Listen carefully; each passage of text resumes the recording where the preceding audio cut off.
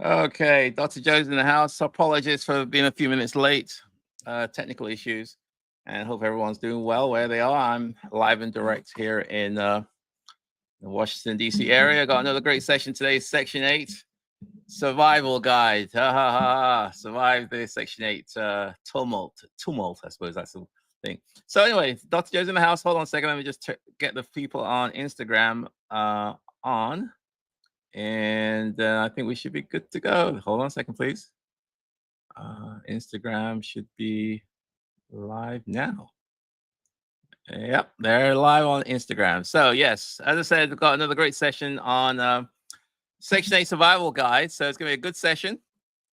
And for all those, who are DC or not DC, but housing providers, then I think you're going to learn a lot from today. And I'm looking forward to sharing with you my experiences and so on. So, as usual, if you got some questions, please put them in the chat box, and then I'll get to them in about 25 minutes from now.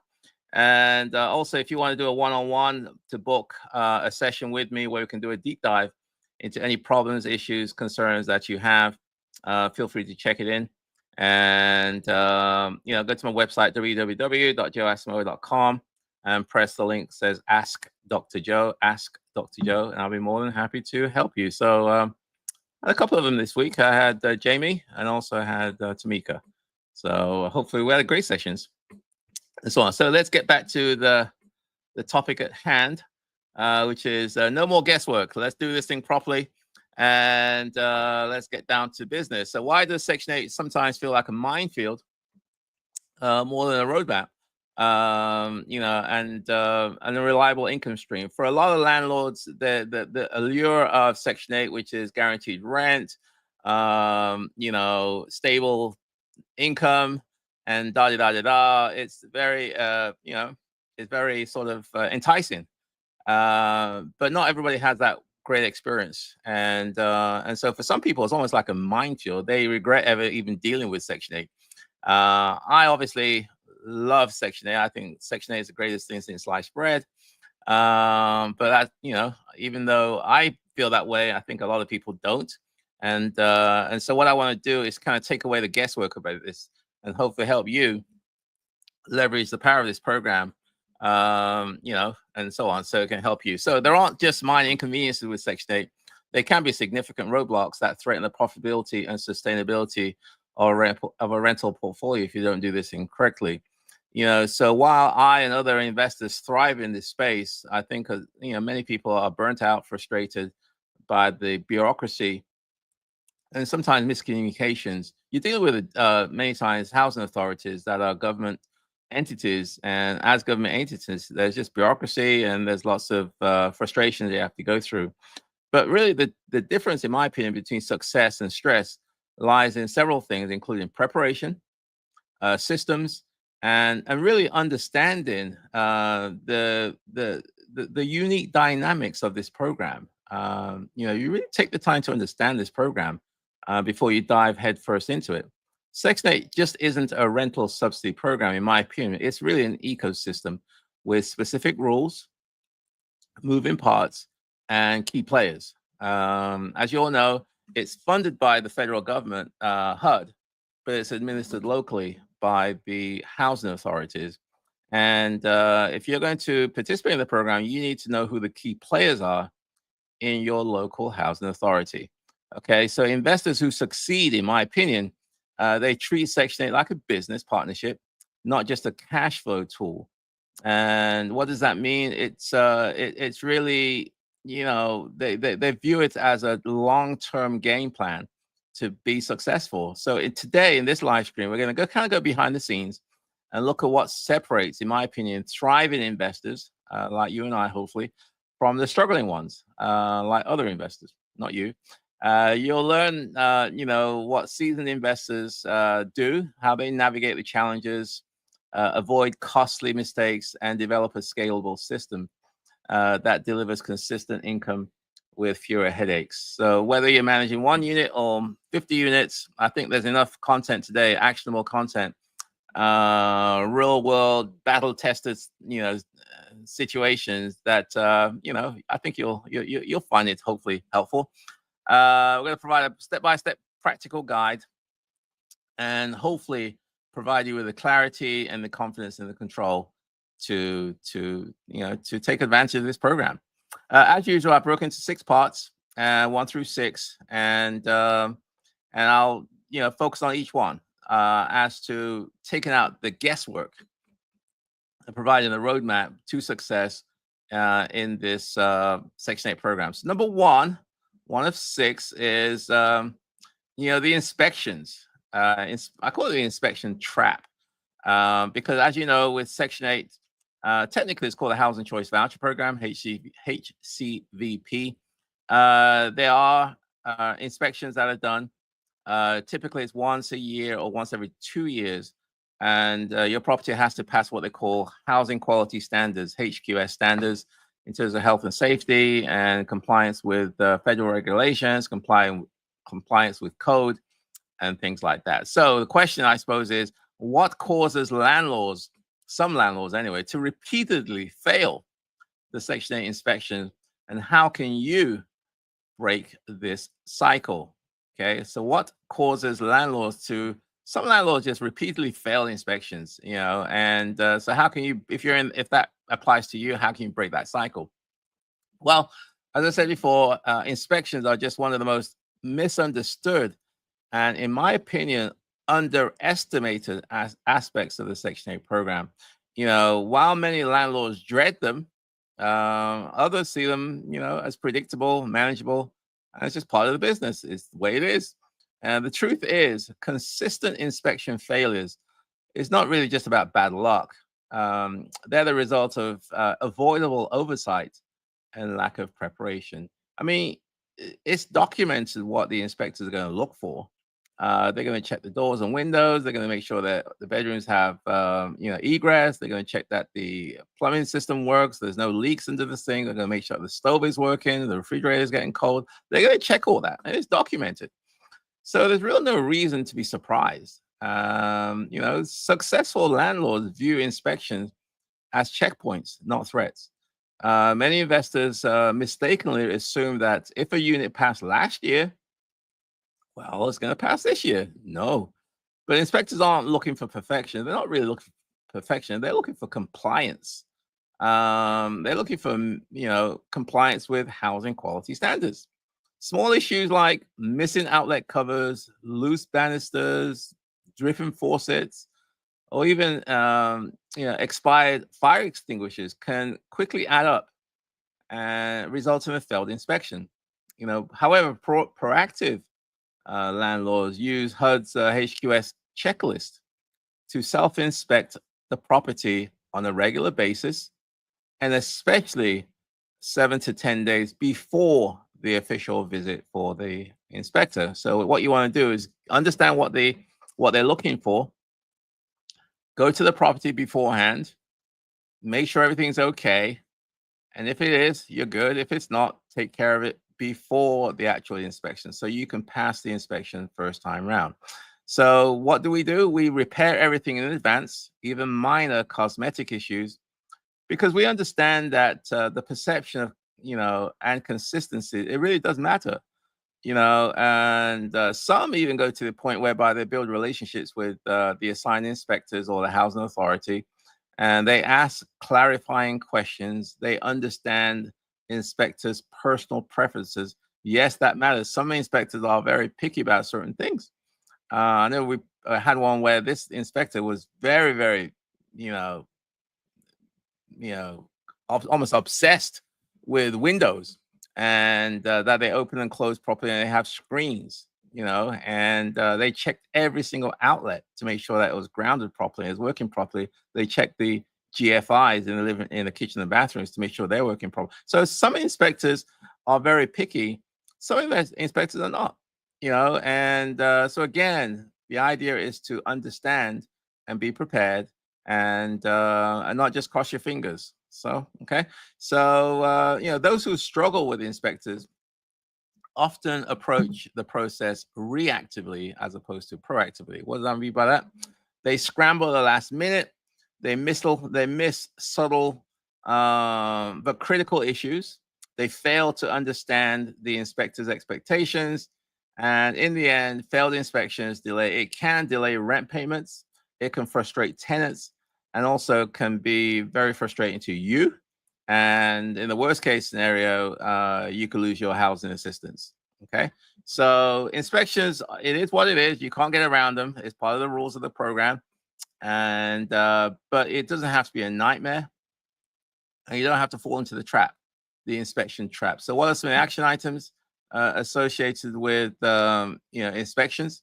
Schedule pre-inspections, walkthroughs, with your checklist, HQS checklist in hand, and before the inspection, document all repairs with before and after photographs if you can, and with timestamps. And if it makes sense, develop relationships with inspectors and the housing authority staff. So again, you can get clarification as to what they are looking for if you are in any way unsure.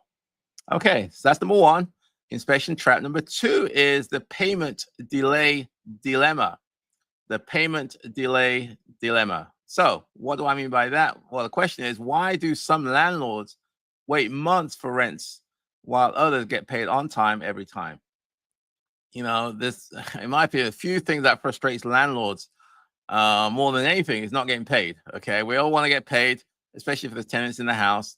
And when the tenant's approved, a lease is signed, the expectation is that the rent will flow just like clockwork. Well, that may be the case, but not always. In Section 8, they're notorious for late payments or delayed payments, especially during tenant move-ins at the beginning, unit transfers if a tenant moves from one place to another, and also through annual recertifications. Things happen. And so, especially when they're moving in, you may not get paid straight away. It may have to wait 30 days or 60 days to get your rent from the housing authority. I mean, the money will come, but it may not occur at the same time as you would get with a market renter, for example. So that could be a source of frustration. The key to navigating the housing authority payment system is that it is a system and not a guarantee. So you have to understand how the system works and you work the system to your favor. So investors who get paid on time understand how the process works. They take the time to understand how the process works. They know that no money moves until every HAP contract is signed, W-9 is in there, direct deposit form is complete, everything is complete and improved. The I's are dotted and the T's are crossed, okay? They triple check any paperwork for errors before submitting it. They follow up with a housing specialist every few days, every few weeks, just to make sure that the process is moving along. They don't assume anything and they verify everything. They also build safeguards into the system. For example, they educate the tenants about their responsibilities as it pertains to keeping the paperwork going, especially recertifications when they have to provide certain documents to the housing authority once a year, once every 2 years, in terms of family composition, income, income, and things like that. Successful landlords, they track dates for recertifications and lease anniversaries and ensure tenants complete their responsibilities on time. Some even offer incentives for cooperation and small things like just working with the tenants on a regular basis. Those who struggle often submit incomplete documents and they don't track submissions. And if something is dragging, they don't know, they don't worry about it, and it just keeps on going. So they fail to maintain open communications with tenants or housing authorities, and that, what does that mean? That results in avoidable delays. So getting paid on time isn't magic, it's management. Okay, I'll repeat that again. Getting paid on time isn't magic, it's management. It's your oversight and making sure that things are moving along. What are some of the action items you can do in terms of payment delays? Well, you can create a checklist of required documents for every new Section 8 lease. Call the housing authority on a regular basis after submission to make sure that the application is moving along. And also add tenant recertification reminders to your calendars every, 90, 60, 30 days. from when they're supposed to recertify. So you can kind of send them reminders, checking with them to make sure they're doing what they're supposed to do. Number 3, paperwork pitfalls. Paperwork pitfalls. So what paperwork mistakes are silently, I suppose the question is, what paperwork mistakes are silently sabotaging your rental income? As I said, if you're going to participate in this program, there's paperwork that you have to complete. There's processes that have to be completed. And what are those things that can sabotage your income if it's not done? So in the Section 8 world, paperwork is currency. A single wrong date, a missing field can delay your lease approval, your inspection, or even your rent check.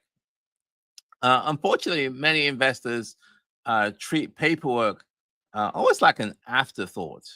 Okay, sloppy document management is one of the most common reasons for Section 8 headaches.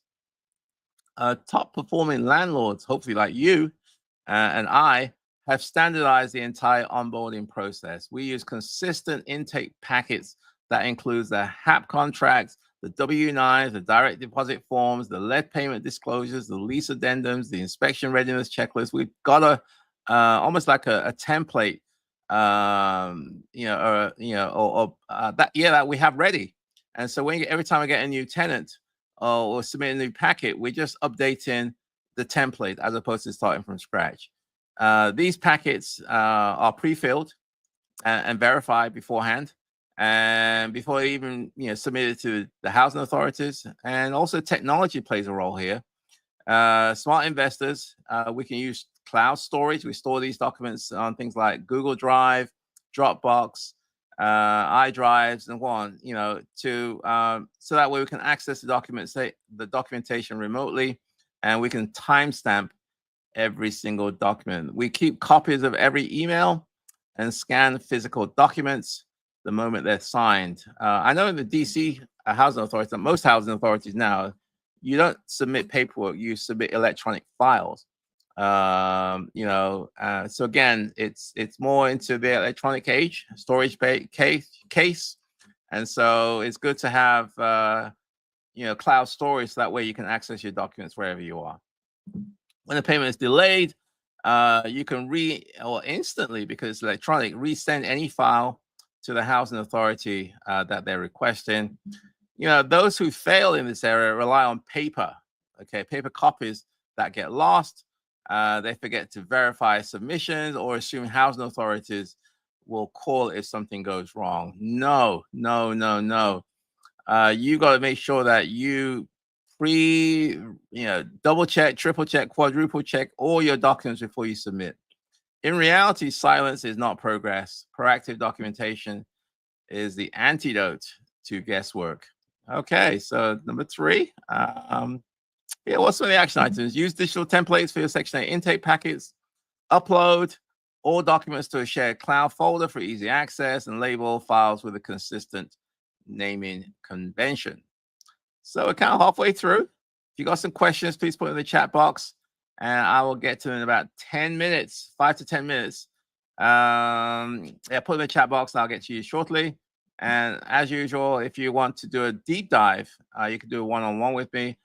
Just for full disclosure, I will be going to Ghana on Sunday for 2.5 weeks. I'll go to a wedding over there.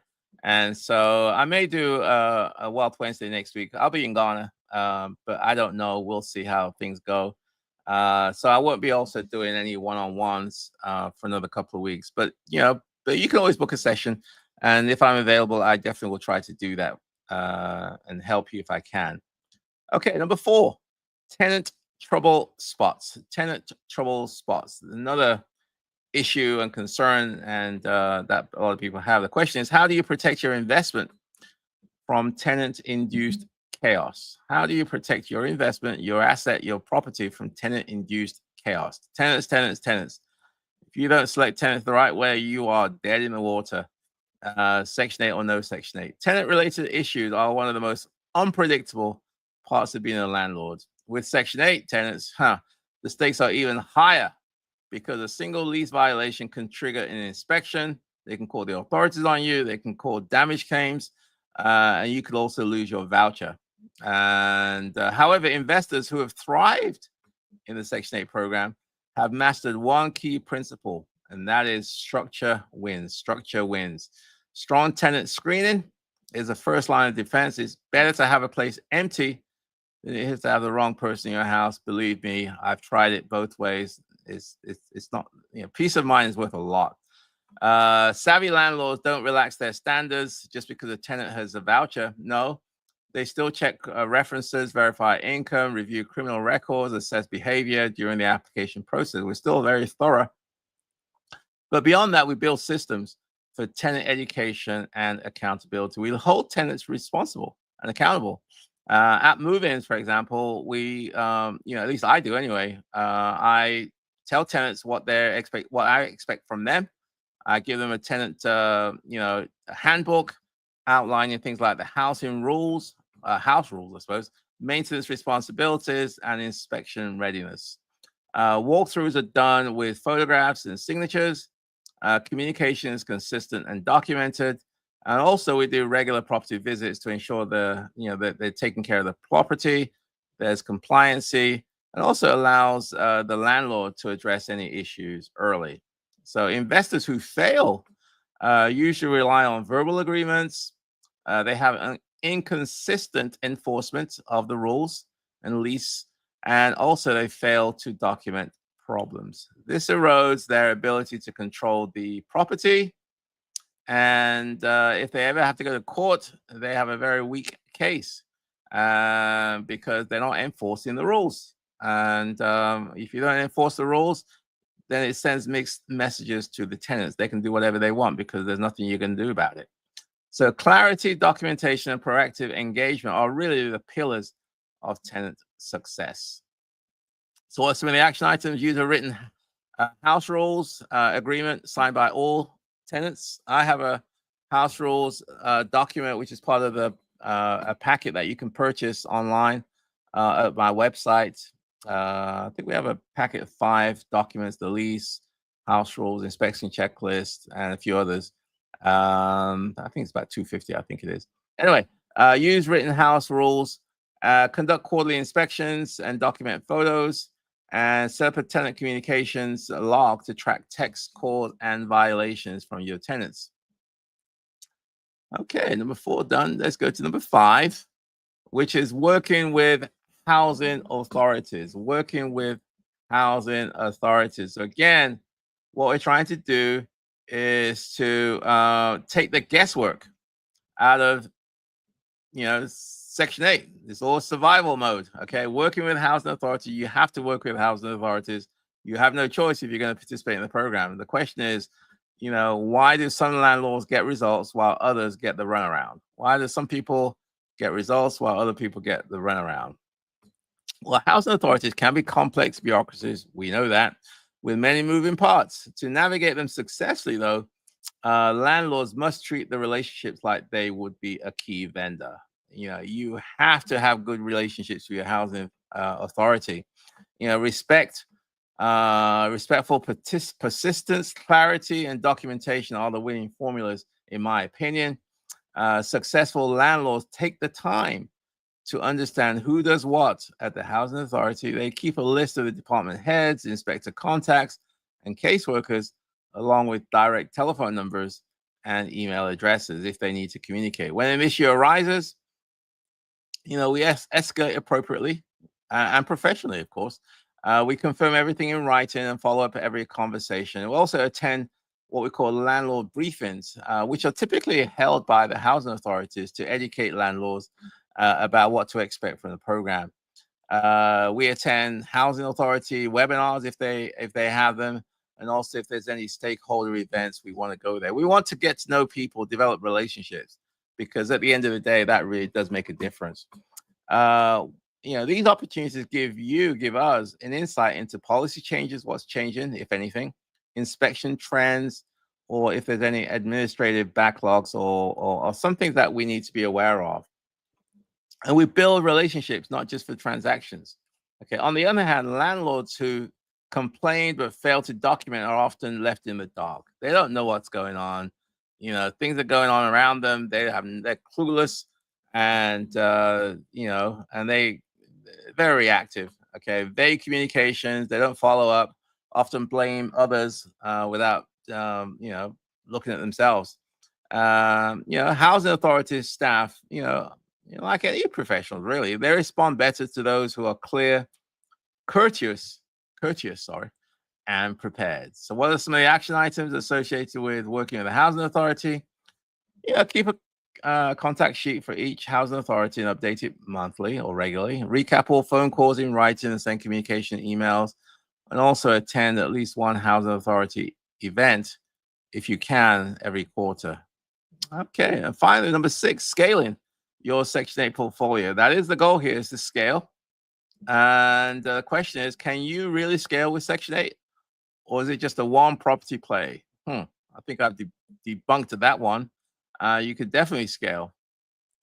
Absolutely, Section 8 can be scaled, but only if you build systems that remove you from every detail. The investors who succeed at scaling don't operate like mom and pop landlords. We don't.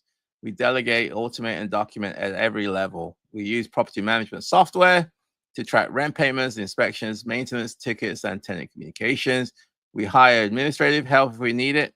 Some people even use VAs, virtual assistants, to help handle things like emails, follow-ups, documentation uploads, and inspection schedule. I have a VA. She's from Ghana. She lives in Ghana, sorry. And but she's really essentially my right-hand person. She does a lot of the stuff for me.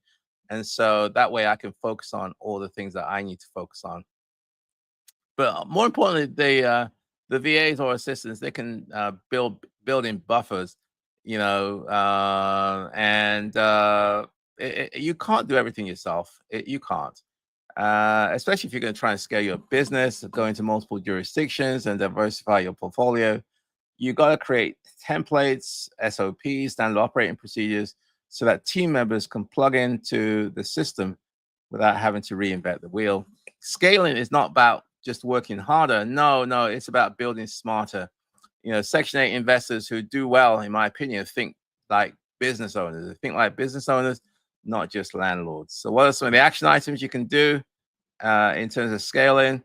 Build a template library of forms, letters, and standard processes. Hire a part-time VA or admin to assist you with compliance and tracking, and use dashboards and alerts to manage inspections and lease renewals. So that's pretty much it. So let me wrap this up in a conclusion. What separates Section 8 success from burnout? It's at the end of it is systems. The Section 8 program is filled with the opportunity, guaranteed rent, long-term tenants, and a massive pool of demand. There's a lot of people that have vouchers that just can't find housing. But without the right systems in place, those benefits can quickly disappear under the weight of things like red tape, missed inspections, and communications breakdowns. The most successful real estate investors don't just survive Section 8, they master it by implementing proactive inspections, streamlined paperwork, professional tenant management, and also intentional housing authority relationships. You can transform your rental portfolio into a predictable, sustainable income streams. You'll not only reduce risk and stress, but also improve the quality of your life and also the quality for your tenants who truly need housing stability. So Section 8 isn't just a shortcut to riches. No, it's not. It's a structure that rewards those who build strong systems, maintain discipline, and adapt to the evolving rules of engagement. For those who do, rewards are substantial: consistent income, reliable tenants, and a business that runs with clarity and purpose. So this is your chance to do good and do well. And don't just guess. Let's get it right. My friends, that is it for today's education segment. It's 7:40. And as usual, if you've got some questions, please put them in the chat box. I'm going to get to you in about 2 minutes. If you want to shoot me an email, you can email me at joe@joeasamoah.com, joe@joeasamoah.com. And if you want to book a one-on-one with me where we can do deep dive into any topic that's real estate related that you feel I can be of assistance with you, you can go to my website, www.joeasamoah.com.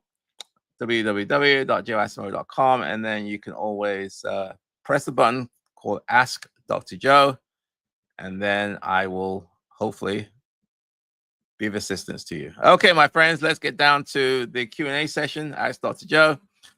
Again, if you got some questions, put them in the chat box. Let's have a look. What do we have today? Greetings from Phoenix. Hey, Dao2, hope you're doing well. As usual, I'm sure it's hot where you are because it's hot over here. Hi, Joe. Ari Davis is here. Hey, Ari, how's it going? And who else we got? Hey, Joe, we missed you last week. You didn't answer any of our messages or in the chat. But yeah, I was a guest speaker as a real estate investor event last Wednesday here in Alexandria, Virginia. It was really good time. And I was sharing some of my tips and suggestions for building wealth through real estate investing, leveraging on the Section 8 program. We had a good audience and had a good time. Okay, let's have a look. Nesta, again, I decided to have a property management company find my Section 8 tenant for me. It's getting hard to find one myself. I don't know about that. I disagree with you. First of all, I suppose, where are you located, Nesta? Maybe you can give me an idea. Let's continue with your message. When looking at the listing for Section 8, these property management companies dominate the listing in my area. They are getting all the calls. My listing is at the bottom. That's why I'm using them. I disagree completely. I don't use property management companies. I do it all myself. Why? Because I don't trust them. At the end of it, not in a negative way. I just feel that the person who's most interested in your business is you.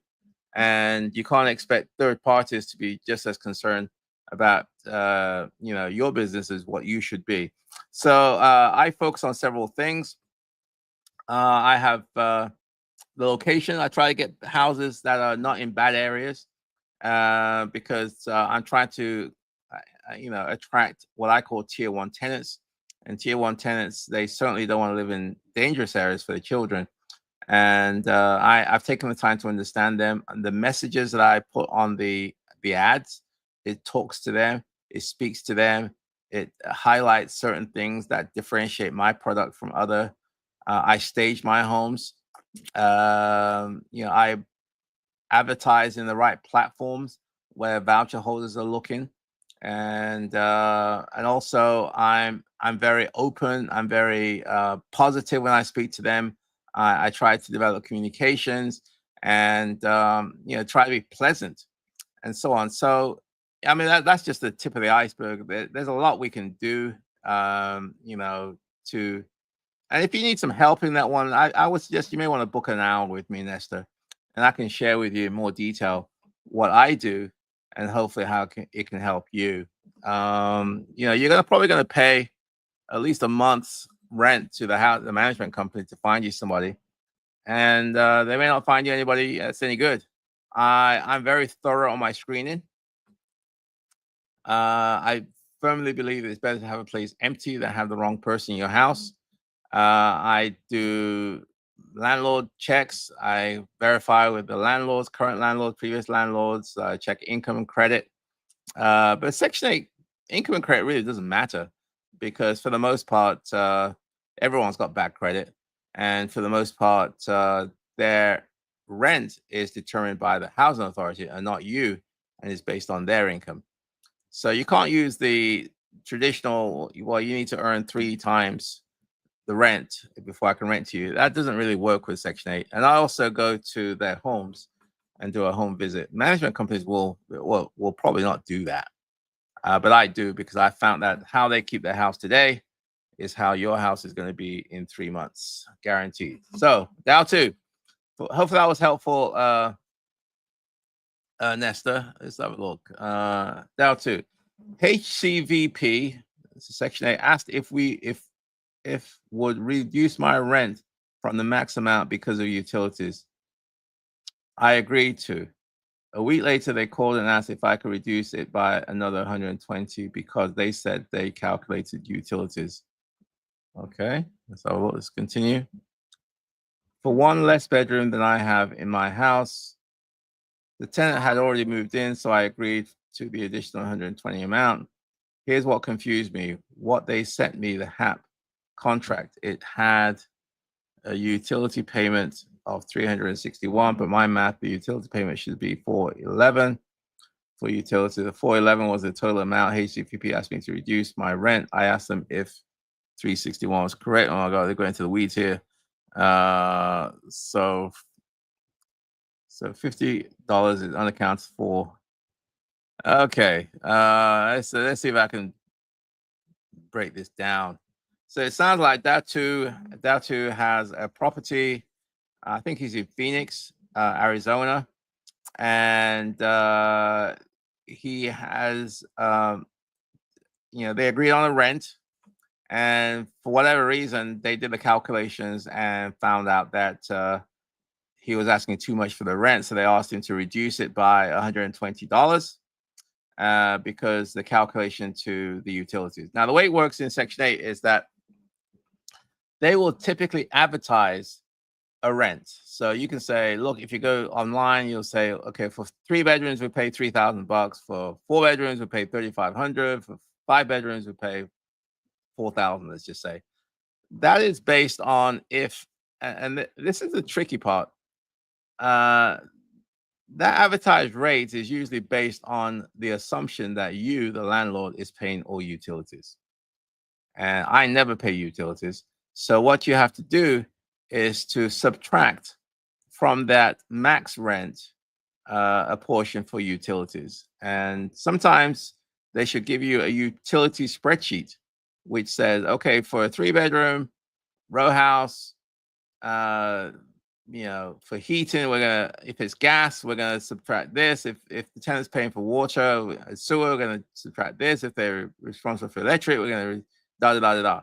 So then they subtract all that from the max rent to tell you what the max they'll pay in net rent. I think this is correct, Dao. And so that's what happened in your case. They did some recalculation and said that, hey, we did our calculations wrong. You need to reduce your rent by $120.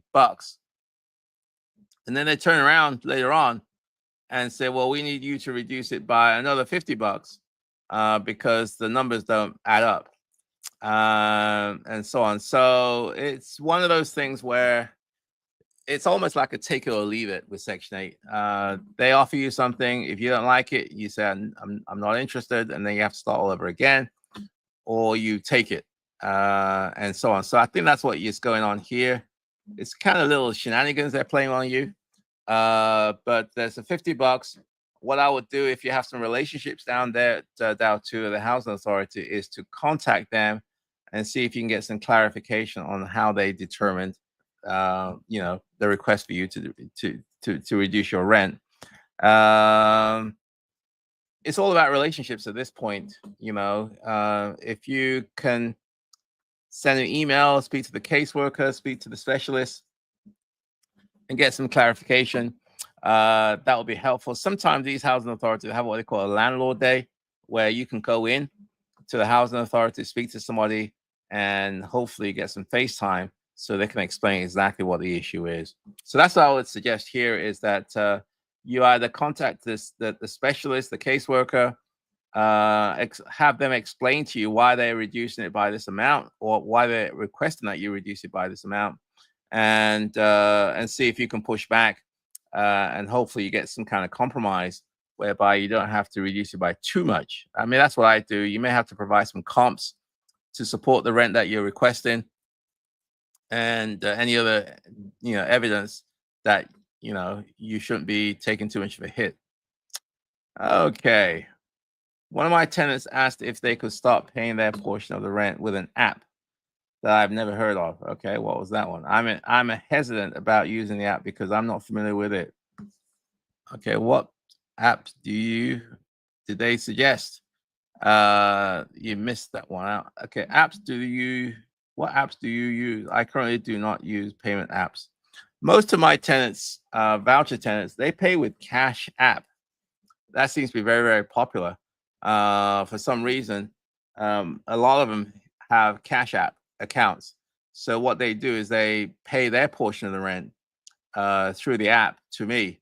I prefer it that way. Some tenants pay by Zelle, and none of my tenants pay by Venmo. So in terms of the allocation or the proportion, I would say 70%, 80% pay by Cash App if they have a portion to pay, and the other 20 or 30% pay with Zelle. I do not require that they, or I do not accept cash. I don't go to people's houses and knock on the door. I don't accept payments through the mail. Everything is electronic, so that way there's a paper trail. And if I don't receive the rent, they should be able to find out where it went to. That's what I do. And the most popular app that my tenants have anywhere is Cash App by far. So I would suggest that you may want to get a Cash App account, or it could be different where you are in Phoenix, Dow too. So you want to find out what's the most popular payment systems that that's common, and then you may want to set up an account there, so that way you are able to receive payments from that that source. It's easier for you to adapt than to get them to try to use a system that which they're unfamiliar with. And that's the reason why I accept Cash App, I accept Zelle, because that's the app that they feel comfortable with. And some of my tenants used to go to the Bank of America and deposit their rents directly. That's still an option for most people, but very, very few people actually do that. It's usually Cash App and Zelle. Okay, I'm not too sure what app you're referring to, Dow, that your tenant wanted to use. So you may want to clarify that with me and let me know. Rent app is the one. Okay, it's called Rent app. I've never heard of Rent app before. I will definitely do some due diligence on that one to make sure that it's not a scam, make sure that it's a reputable application, and before I will do that. And what you may want to do is to have the tenant send you $1, and that way you can confirm that you received it before they send it all in one go. Okay, so I think we are just about done for the day. If you got any questions, please put them in. Otherwise, I'm going to wrap it up. A long day. Kudos to Johnny. He's scheduled to purchase his next investment properties tomorrow. So kudos to him. Congratulations. And spoke with Corliss today, and another one of the students, and kudos to her. She's looking to buy another house. So there's, she's rolling. And so it's all good. And but real estate is good. It's a great business if you do it right. Hopefully today I helped you navigate some of these challenges, and hopefully take away some of the guesswork out of surviving and thriving with a Section 8 program. Okay, have a safe trip to Ghana. Cheers to the bride and groom. Will do. So next week, I don't know if I'm going to be doing a live Wealth Wednesday, because I will be in Ghana. I'm leaving on Sunday, arriving Ghana on Monday. And we're going through Istanbul in Turkey. So that's really interesting. I've been to Istanbul before. And then from there, we're going to Ghana. And we're going to Turkish Airlines. So that should be interesting. Okay, guys. So I will see you, hopefully, God willing, very shortly. If not next Wednesday, it'll be shortly thereafter. Again, keep smiling, keep focused on the prize, and I'll see you at the top. Take care, guys. Bye for now.